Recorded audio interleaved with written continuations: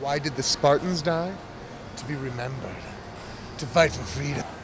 Honor, valor, just to kick some ass. The action, the Spartans were just awesome. Visuals, it was by far the best movie I've seen in a long, long time. I think Hollywood should have been making movies like that a long time ago.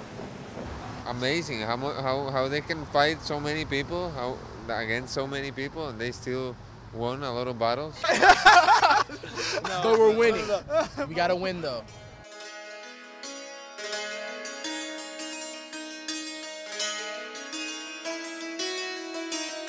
As an artist, I don't know of any true artist that ever wants to be part of something that they know is going to generate negativity in the world.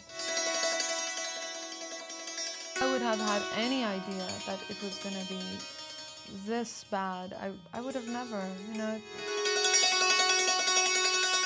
I feel like it was a very naive decision on my part to be part of something that I didn't have a complete grasp on.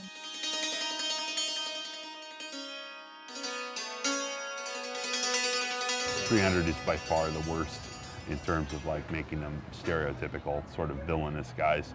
But there's a long tradition of making the Persians villainous. It was entertaining, it was fun, but historically it was wrong. Wrong, you know? 2 or 2.5 weeks before it was released, I went to the full screening of the film, and it was very difficult for me. I don't know, from what I saw, it seemed a bit, I don't know, a bit one-sided, I guess. I remember being very intrigued when I heard about it because the history is not very well known. I wasn't too, I don't know, I wasn't too happy with like how it sort of, the message it gave about Persians. Film. It was the first time I completely saw that this could possibly have a negative impact. But they're all doing this to draw attention to an historic episode or story that people don't know very well, and people don't even know about at all. And so if they can draw people's attention to that and get them interested in this turning point in history, you might say, I thought that could be good. As a general audience, not knowing that much about history, you go to the movie theater.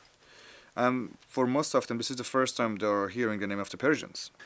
If I had come to the movie expecting the history and nothing but, I might have been put out by it. I might have maybe even been annoyed by it or offended by it. I don't know. But because I knew it was based not on history, but it was based on this graphic novel, and because I was familiar with the graphic novelist's other works, I was sort of prepared for that. They hear the Persians, and that's the picture of the Persians they see for the first time. You know, monsters and killers and murderers and savages. Throw in things that were just like, you know, monsters, or, I mean, King Xerxes, whatever that was. The image of Xerxes is totally unlike the historical Xerxes that we see in carvings and so on. So all of the imagery of the movie are pretty much false. I've seen, you know, Persian art of that period. I've seen depictions of, you know, royalty of that period, and they look nothing like that, whatever that guy was. But a lot of what you see seems to be a projection on part of the producer, and that would be interesting to explore why this projection has been made. Whenever something really strange like that came on, I just sort of rolled my eyes and thought, okay, this is Frank Miller, you know.